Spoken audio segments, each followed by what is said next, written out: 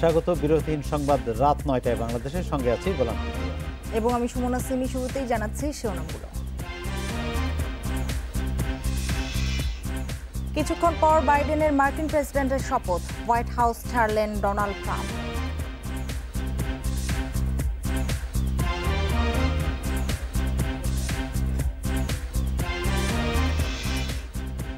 ব্যবসায়ী অপহরণ ও স্বর্ণ লুটে অভিযুক্ত মাদক নিয়ন্ত্রণ কর্মকর্তার সাময়িক বরখাস্ত ৪ জন।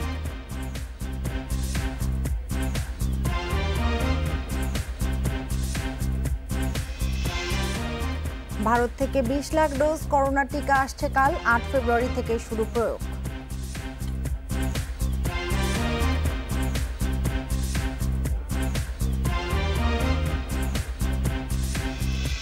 এতক্ষণ শিরোনামগুলো জানাচ্ছিলাম, এবার জানাবো পুরো খবর। আর কিছুক্ষণ পরই যুক্তরাষ্ট্রের প্রেসিডেন্টের শপথ নেবেন জো বাইডেন। এর মধ্য দিয়ে দেশটিতে অবসান হচ্ছে ট্রাম্প অধ্যায়ের। এরই মধ্যে শপথ অনুষ্ঠান থেকে ১২ সেনা সদস্যকে সরিয়ে নেওয়া হয়েছে। তাদের সঙ্গে ডানপন্থী মিলিশিয়া ও উগ্রপন্থীদের মতামত পোস্টে সম্পৃক্ততা পাওয়া গেছে। দেশটির ন্যাশনাল গার্ড ব্যুরোর প্রধান জেনারেল ড্যানিয়েল হোকানসন জানান, এফবিআই এর মাধ্যমে ১০ আর বাকি ২ জন সম্পর্কে অন্য একটি সূত্রে নিশ্চিত হওয়া গেছে। ৬ জানুয়ারি ক্যাপিটলে ট্রাম্পের সমর্থক সহিংসতার পর বাইডেনের শপথ অনুষ্ঠানের নিরাপত্তা জোরদার করা হয়েছে।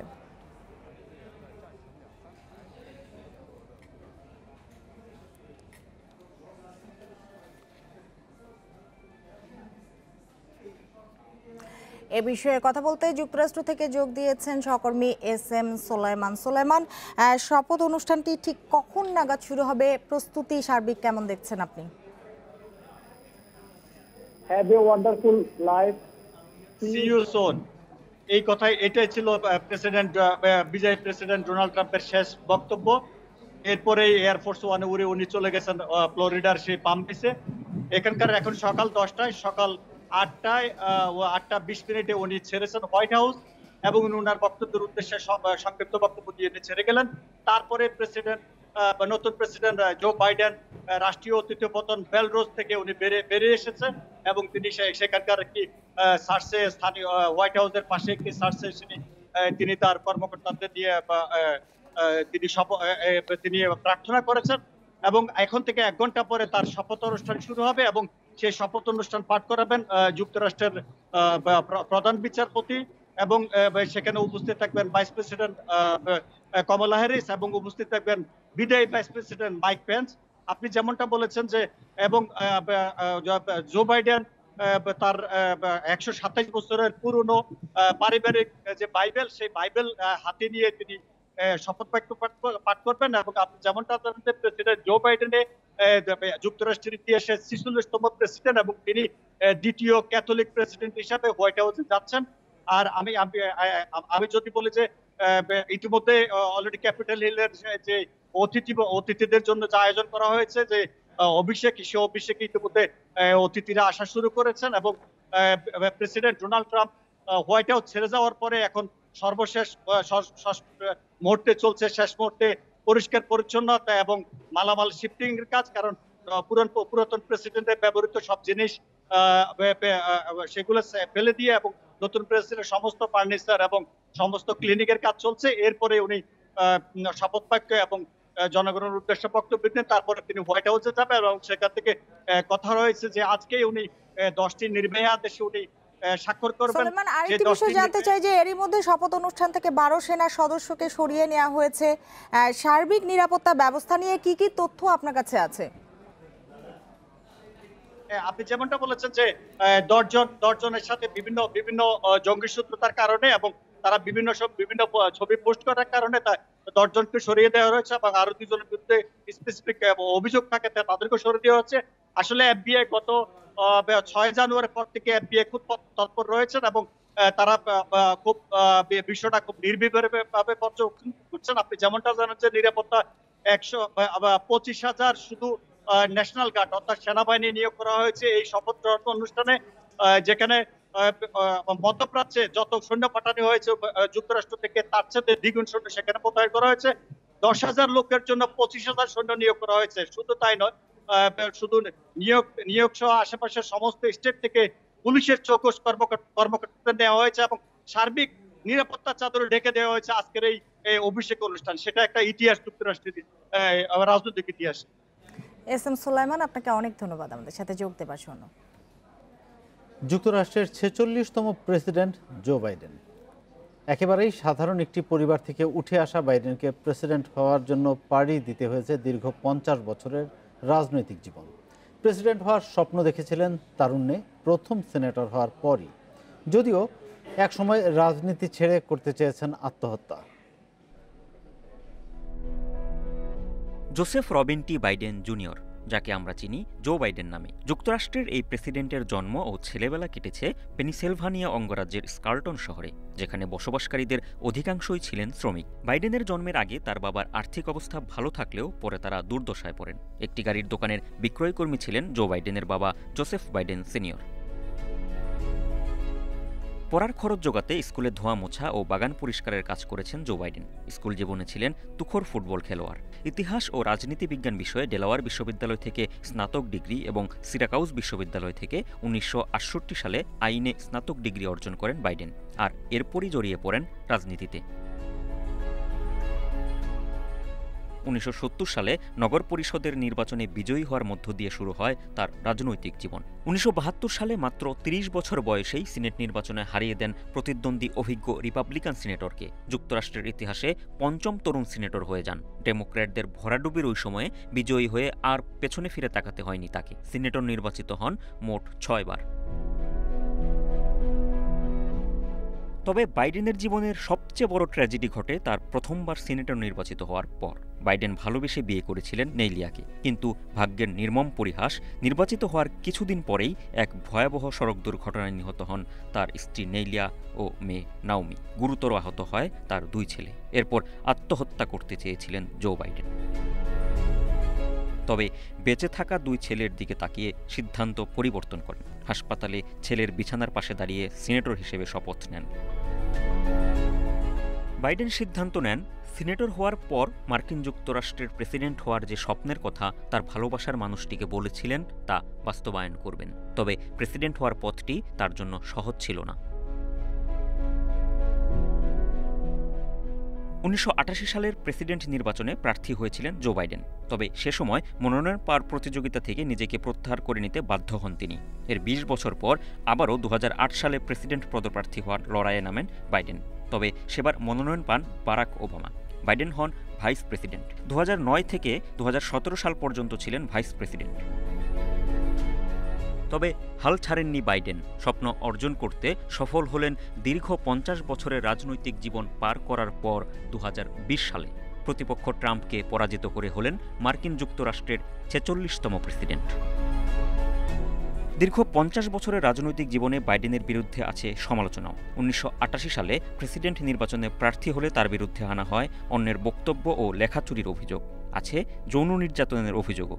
এছাড়া ইরাকে হামলা এবং আফগানিস্তান যুদ্ধের সমর্থন করায় নিজ দলের ভেতরেই সমালোচিত Biden. Kazi Shamim Hasan, Independent News. White House ছেড়ে গেছেন বিদায়ী মার্কিন প্রেসিডেন্ট ডোনাল্ড ট্রাম্প। সেখান থেকে ম্যারিল্যান্ডে গিয়ে বিদায়ী ভাষণ দেন তিনি। এরপর চলে যান ফ্লোরিডায় অবকাশ যাপন করতে। শেষ ভাষণে ট্রাম্প দাবি করেন, ক্ষমতায় থেকে তিনি যা করেছেন তা অসাধারণ। ট্রাম্পকে নেয়ার জন্য স্থানীয় সময় ভোরে হোয়াইট হাউসের মাঠে নামে মেরিন ওয়ানের হেলিকপ্টার। ফার্স্ট লেডি মেলানিয়াকে সাথে নিয়ে হোয়াইট হাউস ছেড়ে যান ডোনাল্ড ট্রাম্প। নিয়ে যাওয়া হয় মেরিল্যান্ডের সামরিক ঘাঁটি জয়েন্ট বেস অ্যান্ড্রুজে। সেখানে বিদায়ী ভাষণে তার পরিবারকে ধন্যবাদ জানান ট্রাম্প। বলেন, গত 4 বছর অনেক কঠিন সময় পার করতে হয়েছে তার পরিবারকে। এ সময় মেলানিয়াও তার পাশে ছিলেন। আপনাদের ফার্স্ট লেডি হতে পারা আমার জন্য বেশ সম্মানের ছিল। আপনাদের সমর্থন আর ভালোবাসার জন্য অসংখ্য ধন্যবাদ। ঈশ্বর আপনাদের সবার এবং এই দেশের মঙ্গল করুন। করোনা মোকাবেলায় সাফল্যের কথা উল্লেখ করে ট্রাম্প দাবি করেন তার সময় চিকিৎসা খাতে ব্যাপক উন্নতি হয়েছে। আবারও করোনা ভাইরাসকে চায়না ভাইরাস বলে মন্তব্য করেন তিনি। নতুন প্রশাসন আয়কর বাড়াবে না বলে আশা করেন ট্রাম্প। প্রেসিডেন্ট থাকা অনেক বড় সম্মানের ছিল। আমি আপনাদের পাশে সব সময় থাকব। নতুন প্রশাসনের জন্য শুভকামনা। আশা করি তারা আপনাদের আয়কর বাড়াবে না। যদি করে তাহলে বুঝবেন আমি আগেই বলেছিলাম। গত 4 বছর দারুণ ছিল। আমরা অসাধারণ কাজ করেছি। আপনাদের সবাইকে বিদায়। আমরা আবার ফিরবো অন্য কোনোভাবে। নতুন প্রশাসনের সাফল্য কামনা করলেও জো বাইডেন ও কমলা হ্যারিসের নাম উল্লেখ করেননি। বিদায়ী ভাষণ শেষে ট্রাম্প এয়ারফোর্স ওয়ানের বিমানে করে ফ্লোরিডায় যান অবকাশ যাপন করতে। কাজী শামীম হাসান, ইন্ডিপেন্ডেন্ট নিউজ। যুক্তরাষ্ট্রের পালাবদল নিয়ে কথা বলতে কানাডা থেকে যোগ দিচ্ছেন নতুন দেশ পত্রিকার সম্পাদক সওগাত আলী সাগর। সওগাত আলী সাগর, আপনাকে স্বাগত। এই যে আমরা দেখছিলাম কিছুক্ষণ আগেই ডোনাল্ড ট্রাম্পের বিদায়ী ভাষণ, সেখানে তিনি একটি কথা বলেছেন যে আবারও কোনো সময় কোনো এক ফর্মে তিনি আবার সামনে আসবেন। এটি কি কিছু ইঙ্গিত বহন করছে কিনা? আমরা পত্রপত্রিকায় জেনেছি যে তিনি রাজনৈতিক দল গঠন করতে পারেন। একটি কথা মাথায় রাখতে হবে যে ডোনাল্ড ট্রাম্প এবং ট্রাম্পিজম দুটি শব্দকে আমরা একসাথে মিলিয়ে দেখতে হবে। আমরা কেবল ডোনাল্ড ট্রাম্পের দিকে যদি নজর দেই তাহলে পরিপূর্ণ চিত্রের দিকে তাকানো হবে না। আমেরিকার রাজনীতি, সমাজনীতি এবং আমেরিকার সামগ্রিক পরিস্থিতি যদি বিবেচনা করেন, আমি আজকে সকালেই ক্যানাডিয়ান একজন বিশেষজ্ঞের একটি বক্তব্য পড়ছিলাম। তিনি বলছিলেন যে আমেরিকার সংস্কৃতিতে যে বিষয়টি খুব ওতপ্রোতভাবে, খুব গভীরভাবে বিভাগীয় ব্যবস্থা গ্রহণের জন্য মহাপরিচালক মহোদয় ইতিমধ্যেই স্বরাষ্ট্র মন্ত্রণালয়ের প্রস্তাব পাঠিয়েছেন।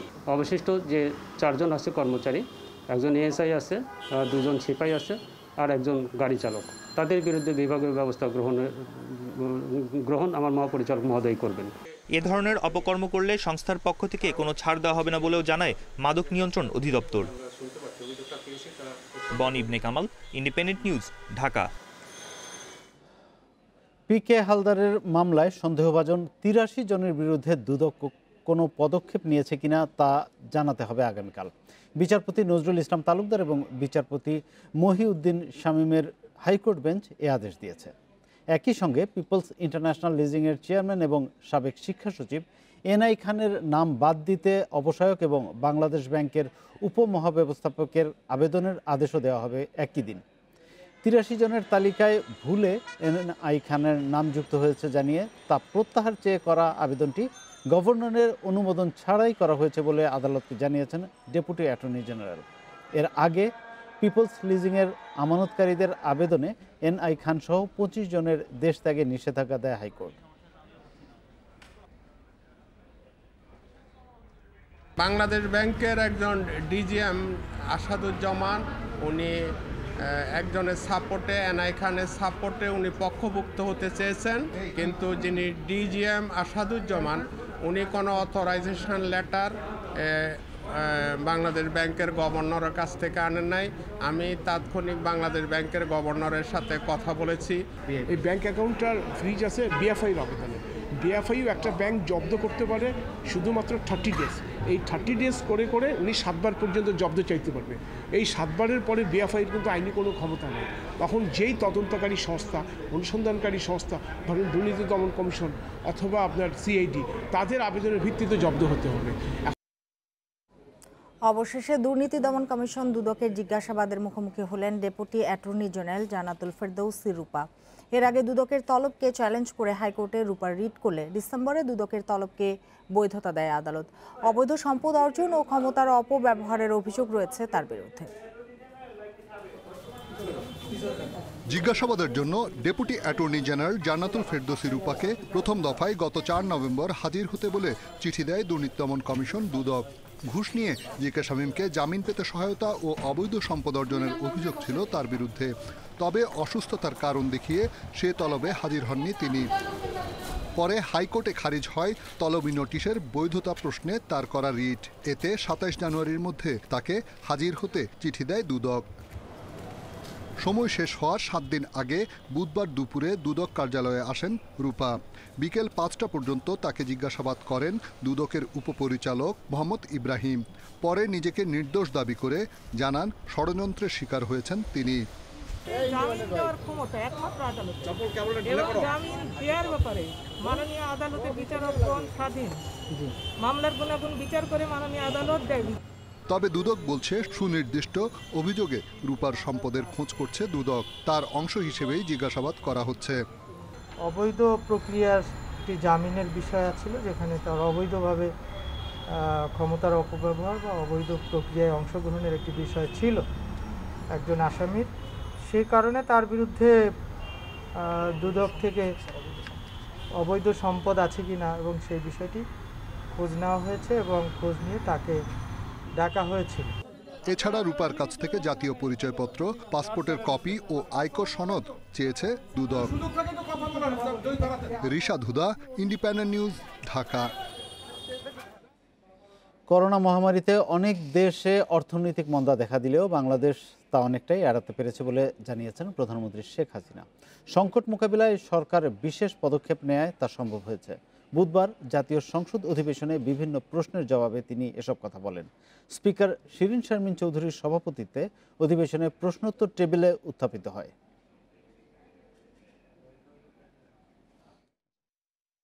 করোনার দুর্যোগের মধ্যে বিশ্বের বিভিন্ন দেশ যখন অর্থনীতি নিয়ে সংকটে, তখন বাংলাদেশ বেশ কিছু সূচকে ভালো করেছে। জিডিপির প্রবৃদ্ধি নিয়ে দাতা সংস্থাগুলোর আশাবাদ, মাথাপিছু জিডিপিতে ভারতকে ছাড়িয়ে যাওয়া, রেমিটেন্স ও রিজার্ভের রেকর্ড, মূল্যস্ফীতির নিম্নমুখী প্রবণতা দেশের অর্থনীতিতে আশার আলো জাগিয়েছে। সংসদে মহামারী পরিস্থিতি মোকাবিলায় সরকারের বিভিন্ন পদক্ষেপের কথা তুলে ধরেন প্রধানমন্ত্রী শেখ হাসিনা। তিনি বলেন, বাংলাদেশ এখন যে ধরনের অর্থনৈতিক বিকাশের মধ্য দিয়ে যাচ্ছে তা অব্যাহত থাকলে ২০৩৫ সাল নাগাদ বিশ্বের ২৫তম বৃহৎ অর্থনীতির দেশ হবে। সংসদে চলতি অর্থবছরের প্রথম প্রান্তিকের বাজেট বাস্তবায়ন অগ্রগতি এবং সমষ্টিক অর্থনৈতিক বিশ্লেষণ সংক্রান্ত প্রতিবেদন তুলে ধরে অর্থমন্ত্রী আহম মুস্তফা কামাল বলেন, করোনার ক্ষতি মোকাবিলায় সরকার ১,২৪,০০০ কোটি টাকার ২৩টি প্রণোদনা প্যাকেজ ঘোষণা করে। করোনা ভাইরাসের প্রাদুর্ভাবে গোটা বিশ্ব যখন বিপর্যস্ত, ঠিক সেই মুহূর্তে মাননীয় প্রধানমন্ত্রী শেখ হাসিনা তার বিচক্ষণ দূরদৃষ্টিতে এই সংকটময় পরিস্থিতির ভয়াবহতা শুরুতে অনুধাবন করতে পেরেছিলেন। মাননীয় প্রধানমন্ত্রী আমাদেরকে নির্দেশনা দিলেন, follow expansionary monetary policy, no contractionary policy at this stage. অর্থমন্ত্রী বলেন, সরকার করোনা মোকাবিলায় টিকা প্রয়োগকে সর্বাধিক গুরুত্ব দিয়ে কর্মপরিকল্পনা হাতে নিয়েছে। ১৮ বছরের ঊর্ধ্বে সবাইকে বিনামূল্যে করোনার টিকা দেয়া হবে। আমরা ইনশাআল্লাহ খুব শীঘ্রই অনুন্নত দেশ হতে উন্নয়নশীল দেশে পা রাখব, from a least developed country to a developing country. অর্থমন্ত্রী জানান, করোনা ভাইরাসের প্রভাবে গত অর্থবছরের প্রথম প্রান্তিকের তুলনায় চলতি অর্থবছরের একই সময়ে সরকারি ব্যয় কমেছে ৭.৫%। ব্যয় হয়েছে ৬২,৯১৪ কোটি টাকা। Umar Nahar Azmi, independent news, Dhaka. করোনায় দেশে গত ৮ মাসে সর্বনিম্ন মৃত্যু হয়েছে আজ।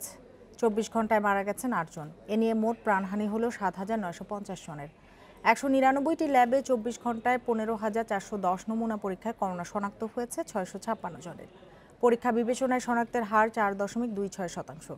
বুধবার স্বাস্থ্য অধিদপ্তরের বিজ্ঞপ্তিতে জানানো হয়, দেশে মোট করোনা আক্রান্তের সংখ্যা দাঁড়ালো ৫,২৯,৬৮৭ জনে। সুস্থ হয়েছেন আরও ৬১৭ জন। এ নিয়ে মোট সুস্থ ৪,৭৪,৪৭২ জন।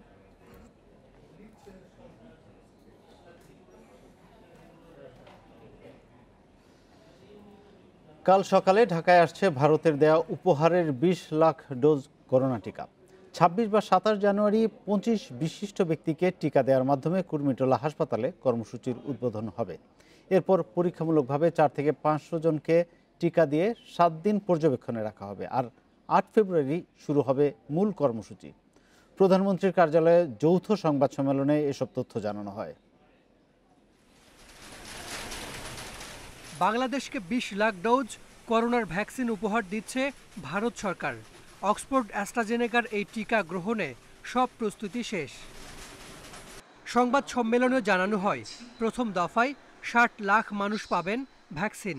২৫ বিশিষ্ট ব্যক্তিকে টিকা প্রয়োগ করা হবে ২৬ বা ২৭ জানুয়ারি। পরের দিনেই রাজধানীর ৪ হাসপাতাল, ঢাকা মেডিকেল, মুগদা মেডিকেল, কুর্মিটোলা ও কুয়েত মৈত্রীতে সাধারণ মানুষকে পরীক্ষামূলকভাবে দেয়া হবে। কোনো পার্শ্ব প্রতিক্রিয়া হয় কিনা পর্যবেক্ষণ করা হবে ৭ দিন।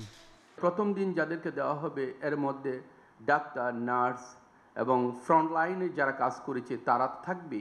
এর মধ্যে আমরা বলছি একজন শিক্ষক, একজন মুক্তিযোদ্ধা, একজন পুলিশের প্রতিনিধি, একজন আর্মির প্রতিনিধি, একজন সিভিল প্রশাসনের প্রতিনিধি, একজন সাংবাদিক প্রতিনিধি। এরকম আমরা ক্রস সেক্টর থেকে আমরা চাচ্ছি যে একজন করে নিয়ে এরকম 25 জনকে 20 থেকে 25 জনকে আমরা প্রতিদিন এই টিকাটা দেওয়ার চেষ্টা করব। প্রাথমিক পর্যায়ের ফল দেখে 8 ফেব্রুয়ারি থেকে ঢাকার বাইরে শুরু হবে টিকা প্রয়োগ। প্রত্যেককে 10 থেকে 15 মিনিট পর্যবেক্ষণ করা হবে টিকা কেন্দ্রে। শরীরে প্রতিরোধ ক্ষমতা যাদের একেবারেই নেই, অ্যান্টি ক্যান্সার ড্রাগের চিকিৎসার মধ্যে আছেন, অথবা যারা হাই ডোজে স্টেরয়েড নিচ্ছেন, এই সমস্ত লোকজন যাদের সাধারণ ডিজিজ কন্ডিশন এমন একটা অবস্থায় যেটাতে বডির প্রতিরোধ ক্ষমতা সম্পূর্ণ ভেঙে পড়েছে, সেই সমস্ত মানুষজন এই টিকা দিবেন না। ভ্যাকসিন পেতে নিবন্ধনের জন্য সুরক্ষা অ্যাপের কাজ শেষ হবে 23 জানুয়ারির মধ্যে। দুদিন পরেই হস্তান্তর। Hasan Misbah, independent news, Dhaka. রাত 9টায় বাংলাদেশে এবার খেলার খবর জানাচ্ছি শিরোনামগুলো। উইন্ডিজকে উড়িয়ে রঙিন ওয়ানডে সুপার লিগ মিশন শুরু।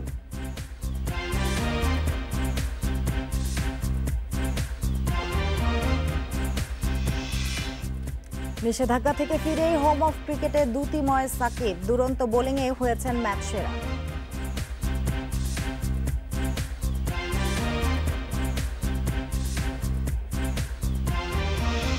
আন্তর্জাতিক প্রত্যাবর্তনে সাকিবের 4 উইকেট, অভিষেকে হাসান মাহমুদের 3। টাইগার বোলারদের স্পিন পেসে কাবু ওয়েস্ট ইন্ডিজ। প্রতিপক্ষকে 122 রানে অল আউট করে 6 উইকেটে জয় বাংলাদেশের। 10 মাস বিরতির পর সহজ জয় ওয়ানডে সুপার লিগ শুরু করলো টাইগাররা। সিরিজের দ্বিতীয় ওডিআই শুক্রবার। 10 মাস পর আন্তর্জাতিক ক্রিকেটে ফিরেছে বাংলাদেশ। এবছরই স্বাধীনতার সুবর্ণ জয়ন্তী। করোনার কারণে ছোট পরিসরে হয়েছে উদযাপন। মাঠে ক্রিকেট ফেরাতে পেরে স্বস্তি পিসিবির। Bangabandhu cricket series 2021 open. টাইগারদের 134তম ক্রিকেটার হিসেবে ওয়ানডেতে অভিষেক হাসান মাহমুদের। প্রতিপক্ষের অভিষেক হাফ ডজন। কুয়াশার সঙ্গে মেঘের মিলনে কন্ডিশন বোলারদের পক্ষে। তামিমের সেরা অস্ত্র মুস্তাফিজের আর্লি ব্রেক থ্রু। সুনীল আমব্রিজের বিদায় নামে বৃষ্টি। অগত্যা বৃষ্টিতে 1 ঘন্টা হারিয়ে গেলেও ছন্দ হারায়নি বোলাররা। ফিরে আবারও মুস্তাফিজের আঘাত। সচরাচর এমন ক্যাচ দেখা ভাগ্য। লিটনের তালুবন্দি, জোশুয়া ডি সিলভা। আন্তর্জাতিক প্রত্যাবর্তনে সাকিবের নিয়ন্ত্রিত বোলিংয়ে দিশেহারা উইন্ডিজ। একে একে ফেরান 4 ব্যাটসম্যান, খরচ মাত্র 8 রান। তার স্পিন আর আর্মবল খেলতেই পারেনি ক্যারিবীয়রা। অভিষেকে বাজিমাত হাসানের, দখল করেন 3 উইকেট। হ্যাট্রিকের সুযোগ আসে টাইগার ফাস্ট বোলারের। আর মিরাজের 1 উইকেট, তাতে 122 রানে অল আউট ওয়েস্ট ইন্ডিজ। ছোট্ট টার্গেট, বুঝে শুনে ব্যাট চালালেও চলবে, তবে সাবধানী হয়েও উইকেট ভেঙেছে লিটনের। আলোচিত 3 নম্বর পজিশনে টিকলেন না নাজমুল শান্ত। 50 মিস করেছেন তামিম। স্ট্রাইক রোটেশন আগের মতোই ধীর গতির। 69 বলে করেন 44।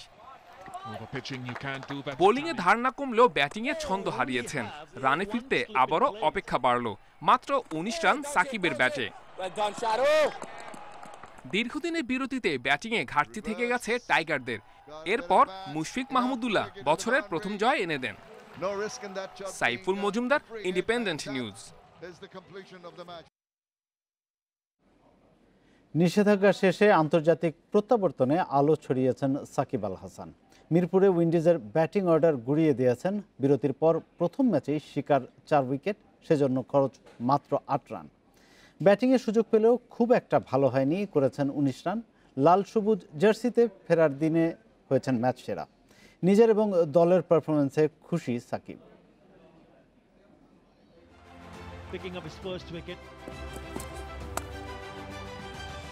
প্রিয় ভেন্যু, প্রিয় প্রতিপক্ষ রঙিন সাকিবের প্রত্যাবর্তন। টাইগার জার্সিতে রাজার মতোই ফিরলেন।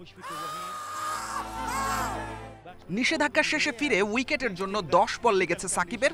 সেই সাথে ঘরের মাঠে 150 উইকেটের ল্যান্ডমার্কে পৌঁছে যান। খর্বশক্তির উইন্ডিজ আনকোরা অচেনা নামগুলো সাকিবের স্পিন ধাঁধায় আটকে গেছে। ছোট টার্ন, দুর্বোধ্য আর্মারের জবাব নেই ওদের কাছে। ক্যারিবীয়দের বিপক্ষে সেরা বোলিং এখন সাকিবের। 4 উইকেট শিকারে খরচ মাত্র 8 রান, 44 বলের 36টাই ডট। সব মিলিয়ে মনে রাখার মতো বোলিং ফিগার। হোম অফ ক্রিকেটে সাকিব দুরন্ত দুর্বার এক ভেন্যুতে উইকেট শিকারের রেকর্ডে এদিন ওয়াকার ইউনিসকে ছাড়িয়ে গেছেন। সামনে কেবল ওয়াসিম আকরাম, তবে স্পিনারদের মধ্যে রেকর্ডটা সাকিবের দখলে। ঘরোয়াতে ফেরাটা ছিল সাদামাটা, লাল সবুজেই যেন চেনা রূপে সাকিব। লম্বা বিরতির পর দলও খেলেছে দাপটের সাথে।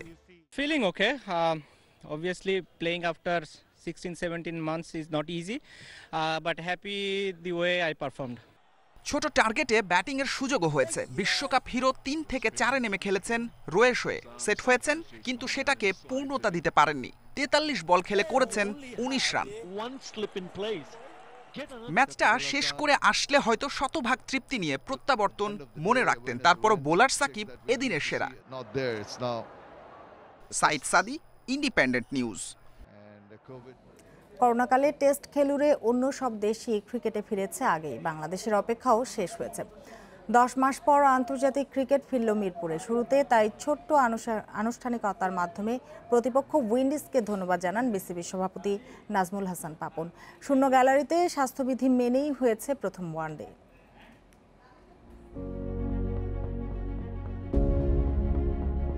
মাঠের মাঝে তামিম ইকবাল আর জেসন মোহাম্মদের সামনে স্ট্যান্ড দেয়া মাইক্রোফোন। না, এটা কোনো কনসার্ট নয়, বরং টাইগারদের আন্তর্জাতিক ক্রিকেটে ফেরার ক্ষণ। করোনাকালের ক্রিকেটে এটাই রীতি। অধিনায়কত্বের যাত্রার শুরুতে টস ভাগ্য থাকলো তামিমের পাশেই। মেঘলা আবহাওয়া কাজে লাগানোর সুযোগ তাই হাতছাড়া হয়নি। প্রায় 1 বছর পর আন্তর্জাতিক ক্রিকেটে ফিরছি আমরা। ওয়ানডে সুপার লিগও শুরু হয়েছে এই আসর দিয়ে। আশা করছি প্রতিটি ম্যাচই ভালো খেলবো আমরা। দীর্ঘমেয়াদী পরিকল্পনায় তরুণদের সুযোগ দেয়া হবে সামনে। বিসিবির পক্ষ থেকে ছিল ছোট্ট আনুষ্ঠানিকতা। প্রায় 1 বছরের অপেক্ষার অবসান বলে কথা। This is the moment we all have been waiting for. এই মুহূর্তটির জন্যই আমরা অপেক্ষা করেছি। বাংলাদেশে আসার জন্য ওয়েস্ট ইন্ডিজকে ধন্যবাদ জানাই। করোনা বিরতির পর ওদের সহযোগিতায় আন্তর্জাতিক ক্রিকেটে ফিরল বাংলাদেশ। এই মুহূর্ত এখন উদযাপন। of the return of international cricket in Bangladesh. এরপর 2 অধিনায়ক বেলুন উড়িয়ে ঘোষণা দিলেন এই ভূখণ্ডেও করোনাকে জয় করে ফিরল আন্তর্জাতিক ক্রিকেট। ব্ল্যাক লাইভস ম্যাটার আন্দোলনেও শরিক হলো 2 দল। মাঠের মাঝে হাঁটু গেড়ে বসার এমন দৃশ্য খেলাধুলা অঙ্গনকে করেছে একাত্ম। বাংলাদেশের হয়ে 2 তরুণের অভিষেকের কথা শোনা গেলেও শেষ পর্যন্ত একাদশে সুযোগ পেলেন শুধু হাসান মাহমুদ। তরুণ এই পেসারকে ওয়ানডে ক্যাপ তুলে দেন অধিনায়ক তামিম। সবশেষে মাঠে নামার পালা। সেখানে সবার আগে সাকিব আল হাসান। মিরপুরের সবুজ ঘাসে পা দেয়া আকুতি তারই যে সবচেয়ে বেশি। 1 বছর নিষেধাজ্ঞা ওঠার পরও প্রায় 3 মাসের অপেক্ষার অবসান। সাকিবের ফিরে আসা, অধিনায়ক তামিমের শুরু, হাসান মাহমুদের অভিষেক, শূন্য গ্যালারি, এসব মিলেই স্মরণীয় হয়ে থাকলো ক্রিকেটের করোনা জয়। Muhammad Nazim, Independent News. Premier League ফুটবলে জয়ের ধারায় শেখ রাসেল ক্রীড়াচক্র দ্বিতীয় রাউন্ডে রহমতগঞ্জে হারিয়েছে 1-0 গোলে। বঙ্গবন্ধু জাতীয় স্টেডিয়ামে শুরু থেকে বল দখলের লড়াইয়ে ব্যস্ত ছিল 2 দল। নিষ্প্রাণ প্রথমার্ধে গোল আসেনি। বিরতির পরও অপেক্ষা করতে হয়েছে লম্বা সময়। ঘণ্টা পেরোনোর পর ডেডলক ভেঙেছে শেখ রাসেল। দুশবেকভের কর্নার থেকে নিখুঁত সাইড ভ্যালিতে জাল খুঁজে নেন মোহাম্মদ আবদুল্লাহ। ব্রাদার্সের বিপক্ষেও প্রথম গোলটি করেছিলেন এই মিডফিল্ডার। পিছিয়ে পড়ে চেষ্টা চালিয়েছে রহমতগঞ্জ, তবে গোল শোধ দিতে পারেনি জিলানির দল।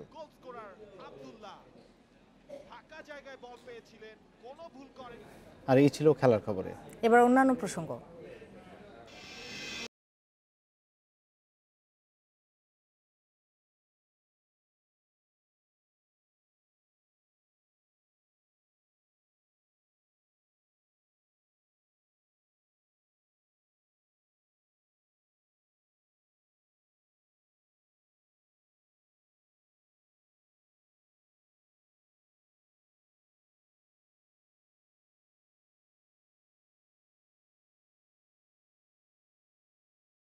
এ নিয়ে প্রতিবেদন থাকছে সংবাদের শেষ অংশে। রাজধানীর বেশ কিছু এলাকায় বাস থাকলেও আইনের তোয়াক্কা না করে যেখানে সেখানে যাত্রী তুলছে বাসগুলো। জীবনের ঝুঁকি নিয়েই ওঠানামা করছে মানুষ। ফলে রাজধানীতে প্রতিদিনই বাড়ছে সড়ক দুর্ঘটনা। ঢাকার বাসগুলো রুট ফ্র্যাঞ্চাইজির আওতায় আসার আগে এ বিশৃঙ্খলা নিয়ন্ত্রণে আনা কঠিন জানিয়ে সিটি কর্পোরেশন বলছে। শিগগিরই রাজধানীর সব স্থানে নির্মাণ করা হবে বাস বে। নামে বাস বে হলেও কোনো বাসই থামে না এখানে। বনানীর এই বাস বেটি দখল করে বসেছে দোকান, পরিণত হয়েছে মোটরসাইকেল ও সিএনজি স্ট্যান্ডে। গাজীপুর, মিরপুর, উত্তরা সহ বিভিন্ন স্থান থেকে আসা বাসগুলো যাত্রী তুলছে মাঝ রাস্তায়। কখনো কখনো চলন্ত গাড়িতে জীবনের ঝুঁকি নিয়েই উঠছেন যাত্রীরা, ফলে বাড়ছে দুর্ঘটনার আশঙ্কা। রিস্ক না নিয়ে জানি সবাই একটু ঠান্ডা মাথায়, আমারও ভুল হয়েছে, বিষয়টা আমারও ভুল, এবং সবাই যেন এই ভুলটা না করে। আমি বলি স্টপিসে নামাও, অন্য পাবলিক বলতেছে না আমাকে এখানে নামিয়ে দাও। এখানে আমাদের ভুল আছে, বাস যারা চালায় তাদের ভুল আছে। তো আমরা বলছি বামে চাপাই, তোরা বামে চাপা না, হালকা স্লো করে নামাই দেয়, আমরা কি করবো বলেন? আইন কেন মানছেন না জানতে চাইলে চালকরা দেখান নানান রকম অজুহাত। রাস্তা ফাঁকা বিতে এই জন্য দাঁড়াইছে, তাছাড়া তো দাঁড়াইলাম না, সামনে যে দাঁড়াই। কাল তো ব্রেক করিনি, তো টানেতে আইতেছি, যাত্রী তো লাফে ওঠে। আমাকে ভুলে গেছে, আর ঠিক আছে তারা আজকে ভুলে গেছে, কালকে সামাবো। রাজধানীর খিলগাঁও, মগবাজার, শাহবাগ, রামপুরা সহ বেশিরভাগ গুরুত্বপূর্ণ স্থানই নেই বাসবে। যেসব স্থানে আছে সেসব জায়গায় বাসবেতে যাত্রী ওঠানামা নিশ্চিতের বিষয়ে ট্রাফিক পুলিশও যেন খানিকটা উদাসীন। প্রতিবন্ধকতা মামলা করি, বাসবে না ব্যবহার করে না সেই জন্য মামলা করা হয়। নিয়মিত আমাদের কার্যক্রম চলে। বাস চালক, বাসের হেল্পারের পাশাপাশি আমাদেরকে যাত্রীদেরকেও সচেতন হতে হবে, তাহলে সব ঠিক হয়ে যাবে। বিশৃঙ্খলা নিয়ন্ত্রণে এপ্রিলের মধ্যেই ঢাকার বাসগুলোকে ফ্রাঞ্চাইজির আওতায় আনতে কাজ করছে ঢাকার 2 সিটি কর্পোরেশন। পর্যায়ক্রমে সব স্থানেই নির্মাণ হবে বাসবে। কোথায় কোথায় বাসবেগুলো করা হবে সেই সব জায়গা কাদের, ওদেরকে আমরা চিঠি দিচ্ছি এবং ওদেরকেও নেক্সট মিটিংয়ে কিন্তু দেওয়া হবে। অবশ্যই আমরা চেষ্টা করছি একটি শৃঙ্খলভাবে বিশৃঙ্খল থেকে শৃঙ্খলা এনে টোটাল এই বাস রুট ফ্রাঞ্চাইজটা করার জন্য। সুনির্দিষ্ট বাসবে, সুনির্দিষ্ট যাত্রী ছাউনি, সুনির্দিষ্ট কাউন্টার ছাড়া, সুনির্দিষ্ট বাস স্টপ বা বাস স্ট্যান্ড ছাড়া অন্য বাসগুলো বা যত্রতত্রভাবে আর দাঁড়াতে দেওয়া হবে না, রাখতে দেওয়া হবে না। বাসবে মেনে চলা নিশ্চিত করতে সরকারের উদ্যোগের পাশাপাশি ব্যক্তি সচেতনতা দরকার বলে মনে করে ঢাকার 2 city corporation. Biprajit Chanda, independent news, Dhaka.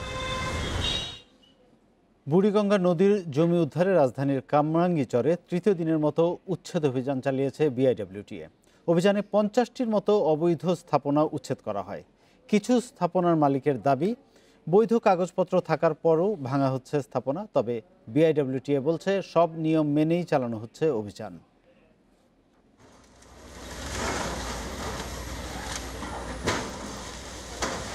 বুধবার বেলা 11টার দিকে কামরাঙ্গীরচরে বুড়িগঙ্গার পাড়ে অভিযান শুরু করে বিআইডব্লিউটিএ। নদীর সীমানার ভেতরে থাকা স্থাপনা গুড়িয়ে দেওয়ার সময়েও মালিকেরা নানা কাগজপত্র দেখান বিআইডব্লিউটিএর কর্মকর্তাদের, অনুরোধ জানান না ভাঙার। তবে অভিযান অব্যাহত রাখে বিআইডব্লিউটিএ।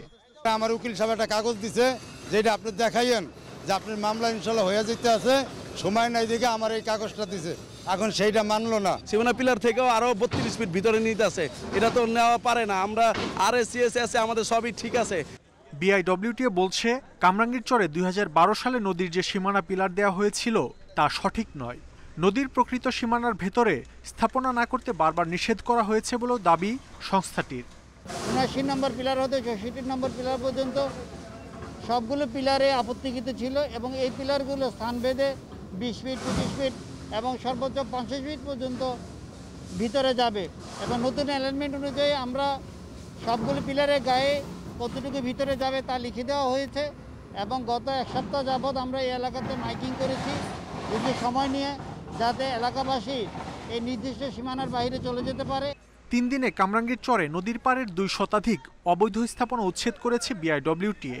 তবে নদীর জমিতে থাকা মসজিদ ও শিক্ষা প্রতিষ্ঠান উচ্ছেদ করেনি সংস্থাটি। মাহমুদ শরীফ, ইন্ডিপেন্ডেন্ট নিউজ, ঢাকা। বেশি লোডের আবাসিক সংযোগ নেওয়ার সামর্থ্য না থাকায় ডিপিডিসির পরিচালন বিভাগের নির্বাহী পরিচালকের অনুমতিতে ট্রান্সফরমার ভাড়া নেন এক গ্রাহক। 2 বছরের চুক্তি থাকলেও 20 মাস পরিশোধের পরই ভাড়া মওকুফ করে দিয়েছে স্থানীয় অফিস। এক্ষেত্রে নিয়ম ভেঙে গ্রাহককে সরকারি রাজস্ব ফাঁকিতে সহায়তার অভিযোগ উঠেছে ডিপিডিসির মুগদা কার্যালয়ের 2 কর্মকর্তার বিরুদ্ধে। রাজধানীর বাসাবোর কদমতলা এলাকার এই বহুতল ভবনের মালিক গিয়াসউদ্দিন আহমেদ। ভবনটির আয়তন 16,800 বর্গফুট। ডিপিডিসির নিয়ম অনুযায়ী বাড়ির আয়তন 12,500 বর্গফুট হলে অথবা মোট 80 কিলোওয়াট লোড বিদ্যুৎ লাগলে নিতে হবে উচ্চ লোডের বা এইচটি সংযোগ। এতে সব মিলিয়ে গ্রাহকের খরচ প্রায় 15 লাখ টাকা। 2018 সালের ডিসেম্বরে অসচ্ছলতার কথা উল্লেখ করে 2 বছরের জন্য ট্রান্সফরমার ভাড়ার আবেদন করেন গিয়াসউদ্দিন। ডিপিডিসির পরিচালন বিভাগের তৎকালীন নির্বাহী পরিচালক হারুনুর রশিদ ওই আবেদন মঞ্জুর করেন। চুক্তি অনুযায়ী গত বছরের আগস্ট পর্যন্ত প্রতি মাসে 7,500 টাকা করে ভাড়া দেন গ্রাহক। এরপর আর ভাড়া দিচ্ছেন না। নতুন যে শ্রেণী বলছে না, এরকম কোনো প্রভিশন নাই যে ভাড়া দিতে হবে, ভাড়াটা দেওয়া যায় এরকম কোনো ডিপিডিসিতে এরকম কোনো সিস্টেম নাই। কেন আপনাকে করলে কিভাবে হলে আমরা বুঝতেছি না। ডিপিডিসি সূত্র বলছে প্রধান কার্যালয়ের সিদ্ধান্ত পাল্টে দিয়েছেন মুগদা বিভাগের 2 কর্মকর্তা, নির্বাহী প্রকৌশলী আরফান আলী ও সহকারী প্রকৌশলী অভিজিৎ দেওয়ানজি। এ বিষয়ে কথা বলতে চাইলে রাজি হননি আরফান আলী। এ বিষয়ে জানতে চাইলে তদন্ত করে ব্যবস্থা নেয়ার আশ্বাস দেন ডিপিডিসির পরিচালন বিভাগের নির্বাহী পরিচালক। তখন তাকে যে লোডে তাকে ভাড়া ভিত্তিক নেওয়া হয়েছে কি গ্রাহকের আবেদন ছিল, নাকি সে উচ্চচাপ গ্রাহকে রূপান্তরের অতি সত্বর করার কোনো বিষয় ছিল, নাকি এর সাথে স্কোয়ার ফিট বেশি ছিল, এগুলো বিষয় নিয়ে আমি তাকে একটা পত্র দিয়ে এই পত্রের মতামতের ভিত্তিতে ব্যাপারে আমরা ব্যবস্থা গ্রহণ করব।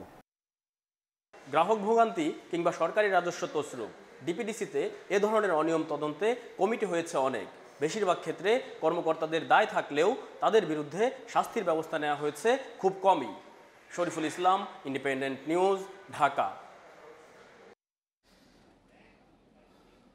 ইউরোপীয় ইউনিয়নে জিএসপি প্লাস সুবিধা পেতে শ্রম আইন সংস্কার সহ আইনের প্রয়োগ কার্যকরের পরামর্শ দিচ্ছেন বিশ্লেষকরা। তাদের মতে আইএলও এবং ইইউর দেয়া শর্ত পূরণে অনেক এগিয়ে গেলেও এখনও ঘাটতি রয়েছে বাংলাদেশের। শ্রম অধিকার বাস্তবায়নে বাংলাদেশের ভূমিকা নিয়ে সিপিডির এক গবেষণায় উঠে এসেছে এসব তথ্য। এলডিসি থেকে উত্তরণের পর ইউরোপীয় ইউনিয়নভুক্ত দেশগুলোতে জিএসপি প্লাস সুবিধা পাওয়ার সম্ভাবনা রয়েছে বাংলাদেশের। তবে এক্ষেত্রে শ্রম আইন ও অধিকার বাস্তবায়ন, আইনের সংশোধন, কর্মক্ষেত্রের পরিবেশ, শ্রমিকদের নিরাপত্তা, ট্রেড ইউনিয়ন গঠন সহ আন্তর্জাতিক কিছু শর্ত মানতে হবে বাংলাদেশকে। বুধবার জিএসপি প্লাস সুবিধা পেতে শ্রম আইন ও অধিকার বাস্তবায়ন এবং এর চ্যালেঞ্জ নিয়ে অনলাইন আলোচনার আয়োজন করে সিপিডি। এতে উঠে আসে শ্রম আইনে দেশের অগ্রগতি ও ঘাটতির দিকগুলো। এ সময় প্রতিটি জোনে শ্রম আদালত স্থাপনের পাশাপাশি মামলার দীর্ঘ জট নিরসনের পরামর্শ দেয় সিপিডি। আমাদের দেশে পর্যাপ্ত শ্রম আদালত নেই, তাই প্রতিটি জোনে শ্রম আদালত তৈরি করতে হবে। এছাড়া শ্রম আদালতে মামলা নিষ্পত্তিতে দীর্ঘদিন লেগে যাওয়ার কারণে শ্রমিকরা আগ্রহ হারাচ্ছেন। এই দিকটাও নজরে রেখে আইনের সংস্কার আনতে হবে। দেশে অনানুষ্ঠানিক খাতেই কাজ করছে প্রায় 6.5 কোটি শ্রমিক, যাদেরকে পুরোপুরি শ্রম আইনের আওতায় আনা এবং সব শর্ত পূরণ করা চ্যালেঞ্জিং বলে জানান ব্যবসায়ী নেতারা। তবে জিএসপি প্লাস সুবিধা পেতে প্রয়োজনীয় প্রস্তুতি নেওয়া হচ্ছে বলে জানান তারা। সব শ্রমিক নেতা বা সবাই কি রেসপন্সিবল ট্রেড ইউনিয়ন বা রেসপন্সিবল শ্রমিক নেতৃত্ব করেন, এটা কিন্তু আমরা কেউ নিশ্চিত করে বলতে পারবো না। কখনই একতরফা কোনো কিছু হয় না। এই ধরনের যে কোনো কিছু যখন আমরা রেকটিফাই করতে যাব, তখন সব পক্ষকে কিন্তু অনবোর্ড করতে হবে। শ্রম আইনের সংস্কার ও প্রয়োগের পাশাপাশি প্রতিষ্ঠানগুলোতে নিয়মিত পরিদর্শন করার তাগিদ দেন আন্তর্জাতিক শ্রম সংস্থা আইএলওর কান্ট্রি ডিরেক্টর। গত কয়েক বছরে কর্মপরিবেশ উন্নয়ন সহ শ্রম আইনে বেশ কিছু অগ্রগতি হয়েছে। তবে এ খাতে আরও উন্নয়নের সুযোগ রয়েছে। শ্রম আইনে আরও সংস্কার, প্রতিষ্ঠানগুলোর কাজের পরিবেশ নিয়মিত পরিদর্শন এবং কর্মক্ষেত্রে সুশাসন স্থাপনের দিকে নজর দেওয়া উচিত। শ্রমিকদের দক্ষ করে গড়ে তুলতে তাদের শিক্ষার হার বাড়ানোর পাশাপাশি প্রযুক্তিগত প্রশিক্ষণ দেওয়ার পরামর্শ দেন বিশ্লেষকরা। Ishrat Jhuma, independent news, Dhaka. ঢাকাসহ সারা দেশে কালও গুঁড়ি গুঁড়ি বৃষ্টি হতে পারে, তবে ভারী বৃষ্টির সম্ভাবনা নেই। আবহাওয়াবিদ জানান, পশ্চিমা লঘুচাপের প্রভাবে এ বৃষ্টি, এতে শীতও কিছুটা বাড়তে পারে। শুক্রবার থেকে মৃদু শৈত্যপ্রবাহ বয়ে যাওয়ার পূর্বাভাস দিচ্ছে আবহাওয়া অধিদপ্তর। আগে থেকেই পূর্বাভাস ছিল জানুয়ারির মাঝামাঝিতে শীত বাড়বে, বৃষ্টিও হবে। বুধবার সকাল থেকেই ঢাকায় মেঘাচ্ছন্ন আকাশ, সাথে বৃষ্টির দেখাও পাওয়া গেল। বৃষ্টির পাশাপাশি সারা দেশের বিভিন্ন জায়গায় বেড়েছে শীতের তীব্রতা। কষ্ট বেড়েছে উত্তরাঞ্চলের মানুষের। দেখতেছি যে অনেক শীত, কনকনা শীত, রাস্তাঘাট দিয়ে যে হাঁটবো একটা গাড়ি আসলে মনে হয় অ্যাক্সিডেন্ট হয়ে যাব, এরকম অবস্থা চলে আসছে আর কি। খুব অবস্থা বাবা, কিচ্ছু নাই বাবা, কাপড় সাপড় কোনো নাই, বিদ্যুৎ হয়ে গেছি বাবা। আবহাওয়া অধিদপ্তর জানিয়েছে বৃহস্পতিবার পর্যন্ত গুঁড়ি গুঁড়ি বৃষ্টি হবে, তবে এটা বাড়ার কোনো সম্ভাবনা নেই। এতে খুব বেশি শীত বাড়বে না বলে জানিয়েছেন আবহাওয়াবিদ। আমরা 8টা ডিভিশনের কথাই বলেছি। এই বৃষ্টিটা হয়তো আজকে আমরা 20 তারিখ, আজকেও অনেক জায়গায় হবে, তার সাথে আগামীকালে হবে। আমরা আশা করছি পরশুদিন থেকে অনেকটা ক্লিয়ার হয়ে যাবে। যে 22 তারিখ থেকে অনেক জায়গায় মৃদু থেকে মাঝারি ধরনের শৈত্যপ্রবাহ আসার সম্ভাবনা আছে, বিশেষ করে রাজশাহী, রংপুর, যশোর, কুষ্টিয়া এইসব জায়গাতে। যদিও ঢাকা ওই ধরনের শৈত্যপ্রবাহ আসার সম্ভাবনা নেই। আমরা আশা করছি হয়তো ফেব্রুয়ারি সেকেন্ড উইকের পর থেকেই আর তাপমাত্রা গ্র্যাজুয়ালি বাড়তে থাকবে। সেক্ষেত্রে দেখা যাবে যে আপনার শীতের অনুভূতিটা হয়তো রাতে থাকলেও দিনের বেলা অনেকটা ওয়ার্ম কন্ডিশন বিরাজ করবে। আবহাওয়া অধিদপ্তর জানিয়েছে ফেব্রুয়ারির মাঝামাঝিতে রাতে শীত অনুভূত হলেও বাড়তে থাকবে দিনের তাপমাত্রা। শাহাদাত স্বপন, ইন্ডিপেন্ডেন্ট নিউজ, ঢাকা। আর এই ছিল আজকের রাত 9টায় বিরতিহীন সংবাদ। ইন্ডিপেন্ডেন্ট টেলিভিশনের সব খবর আরও বিস্তারিত জানতে চোখ রাখুন আমাদের ফেসবুক, ইউটিউব এবং টুইটারে। সাথে থাকার জন্য ধন্যবাদ।